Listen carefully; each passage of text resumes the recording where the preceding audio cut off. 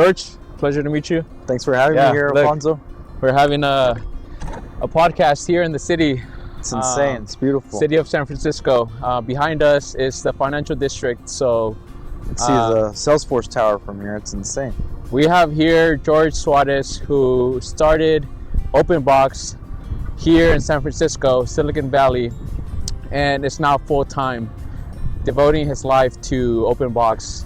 And we have him here to tell us his story and much more. So first, let's get started getting to know who George Suarez is.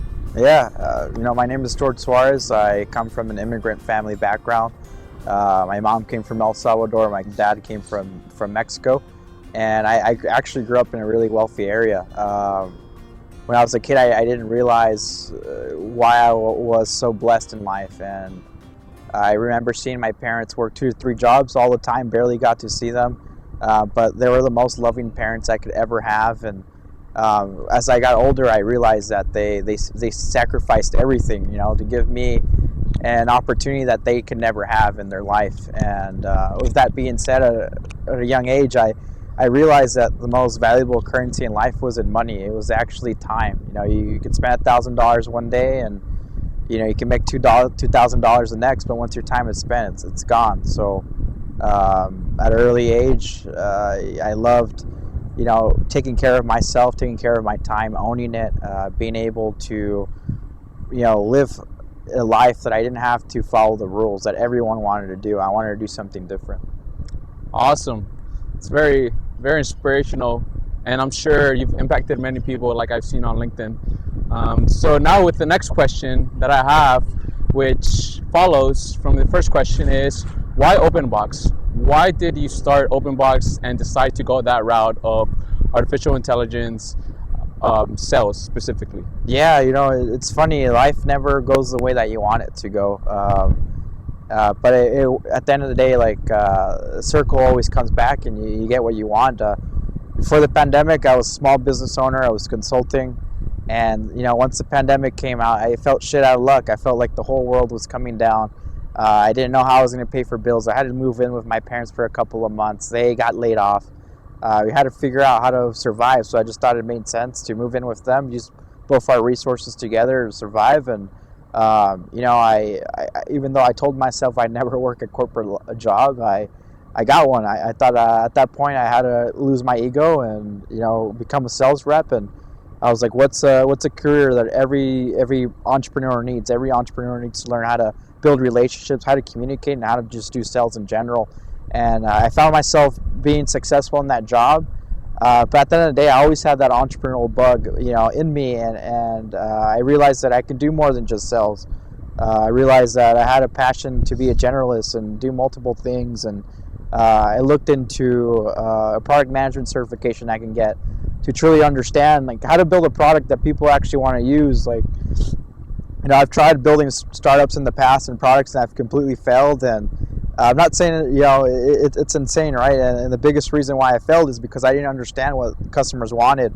And sometimes we get excited and we build something, and thousands of dollars get poured in, and then no one wants to even use it. So I wanted to understand why people wanted to even use the product. So I learned skills of product management. Another company came, reached out to me, asked me if I wanted to work for them. I said, why not?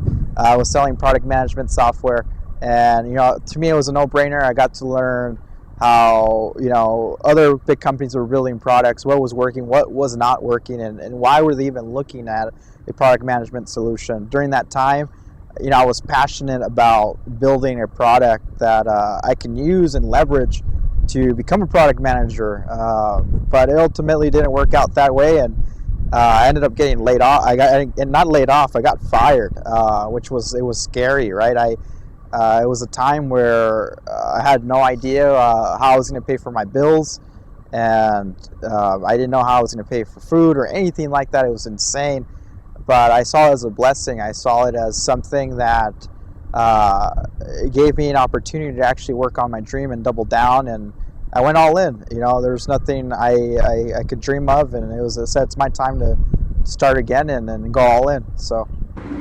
Wow, that's awesome, George. So you mentioned you knew from the start that you didn't want to work a corporate job. you got fired from your previous position, which you took a course in product management to get better at, and so you decided to throw all that off and focus 100% on OpenBox, accepting 100% risk and failure, which you mentioned. You didn't know how you were going to pay for rent. Every day was pretty much a struggle. You didn't, as a business person, as an entrepreneur, you know that you don't know when you're going to eat. You don't know when you'll be able to pay rent. And every day is pretty much just a gamble. So explain to me, why did you decide to go all in on OpenBox, and why you're passionate about proceeding with something that's going to revolutionize pretty much the sales process and the sales teams? Yeah, I mean, as I didn't mention this earlier, but when I was a sales rep, I had managers asking me to send cold emails every single day, and we would use these templates that they created, and we would mass send them, and I'd barely get any responses, right? I'd maybe get like 1 or 2 responses a week. That's 4K emails, and I was like, why are we doing this? This isn't working. I pretty much would get people telling me to F off or take them off of this, and I was like, okay, this is ridiculous. And then I noticed that there were some sales reps that were taking the time to personalize messages and really understand, like, what are the objectives of the person that they're trying to reach out to. Why would they even find value in the product that they're trying to sell them? And I tried it myself, and English being my second language, I struggled. It was a fear that I carried with me to my professional career. I thought people would think I was stupid. So as I tried to write a cold email, it took me 45 minutes. I'm not going to bullshit this. 45 minutes to write a really simple cold email that was really horrible, didn't even get opened, and I was like, this isn't scalable.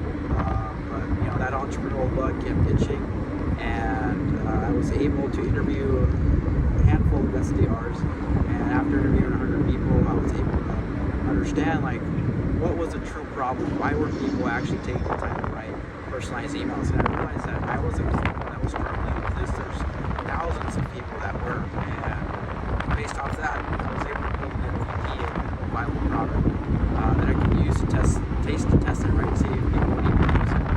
And I guess what I mean by going all in, to answer your question, yeah, it was a crazy time. I was depressed. I didn't know what the hell I was anymore. American culture, it's so we were sold this vision that you go to college and you get a good job, you're set for life. But in reality, I feel like having a job doesn't mean that you have security in life. So I'm like, in reality, life isn't secure. It's all about risks. Like, at some point, we're gonna die. And it's like, what are we going to do with that time? And how do we want to invest in? How do we want to make an impact in this world?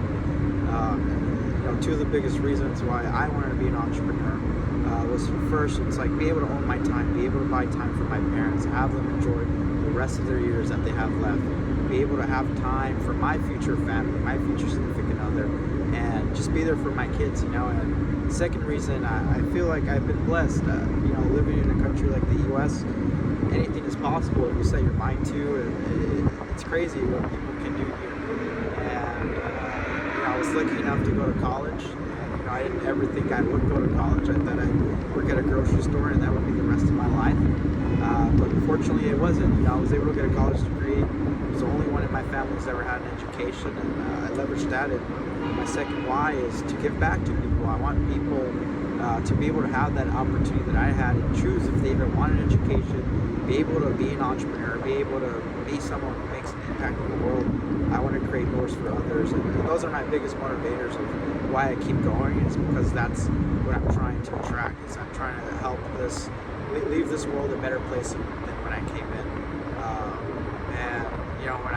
When I didn't know how I was going to feed myself and pay for rent, I just had to figure it out. If it meant working freaking 16 to 18 hours every single day, that's what I would have to do. If it meant me looking stupid, honestly, like, a lot of people have egos, and it's as an entrepreneur, you can't have an ego. You need to understand that if you don't know something, it's okay to seek for help.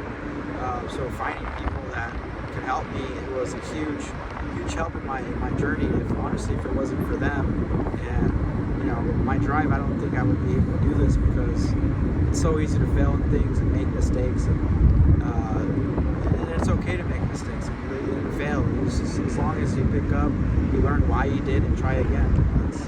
That's what it means to go all in. Is to just have faith in yourself and level yourself up. And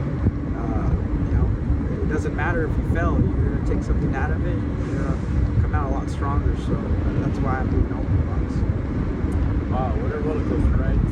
So you've gone through everything from the bottom, hitting rock bottom, to how you feel, how other people treat you, and your level of mentality, like not having anything and you kind of making something out of yourself. So following that, what's something that you recommend, some advice, some tips that you have for young entrepreneurs or somebody that wants to start a business, wants to go all in on something, but doesn't know how to do it, doesn't have the resources for it, doesn't have the money for it. Tell them, can you explain to me like why they should and some tips on how to do it? Yeah, definitely. I mean, starting your own business or your own startup gives you freedom to do a lot more things, but it also doesn't mean it's going to be easier. You have to work more hours than you normally would at a job, so it may not be as attractive to some. But if you want to start something, what I recommend is to build a community. And what I mean by that is there's so many things you can do, and I'll get into it, but really understanding the industry that you're going into and why you're getting into it. Maybe it's consulting, do some consulting services to get that cash flow coming in, so you know that no matter what, you're gonna have cash flow coming in every month, and you're more able to take that risk of starting something, right? For example, my company helps sales reps write emails a lot faster so they can generate more meetings. Maybe I could have done consulting when I started, helping companies write better emails. So, see if people are even interested in this type of thing, right? Testing, see if things are interesting. I started posting on LinkedIn. That changed my life. I started meeting a bunch of amazing people, and the only thing I regret is not starting sooner. Even if I didn't have the idea of OPNBX, just being able to have a community to talk to and understand if things are a problem is very important. What I would do now if I didn't have OPNBX and I started all over again, I start posting online every day, LinkedIn, Twitter, and just build that community. Once you build that community, you're able to build a list of 300 people, 200 people, however many people you want, and go interview them. Go ask them, it's like, what's the hardest part of your job? Why is it hard? What are you currently doing today?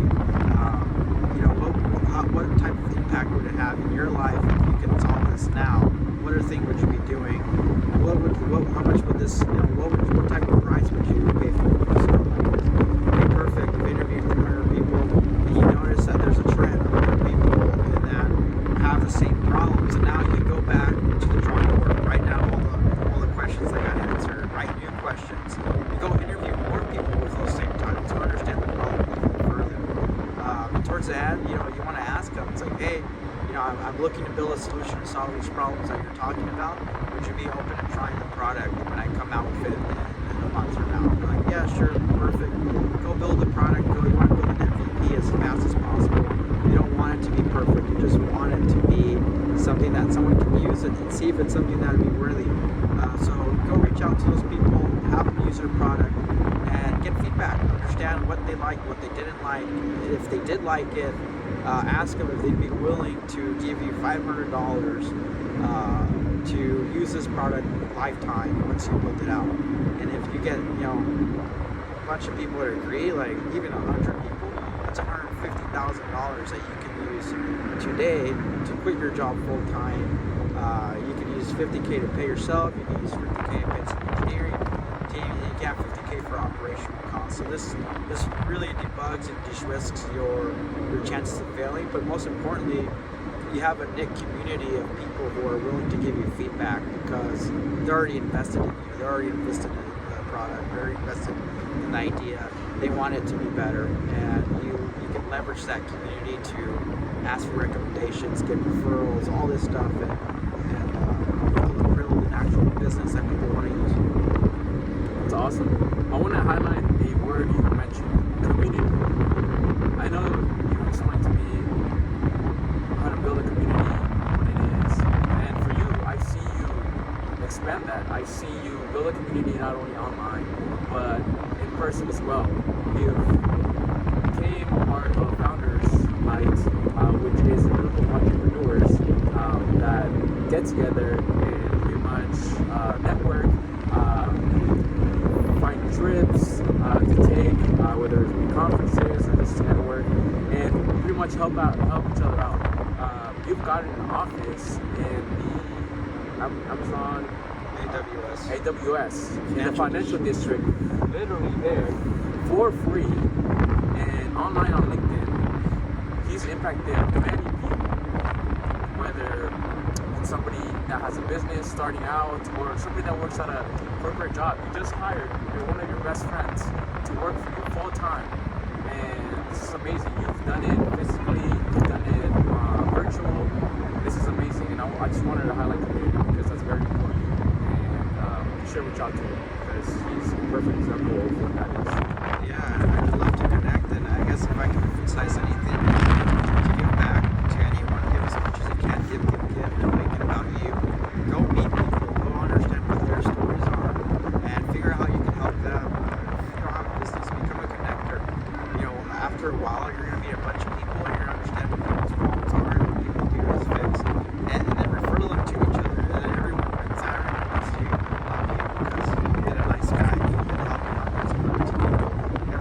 Solve their problems. So it's not always about me. It's about how can I help you and build a relationship that is worth everything.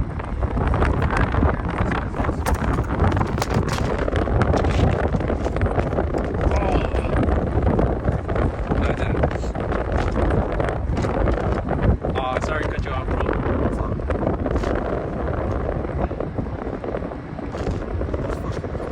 I know, this is you could just finish off real quick. Yeah.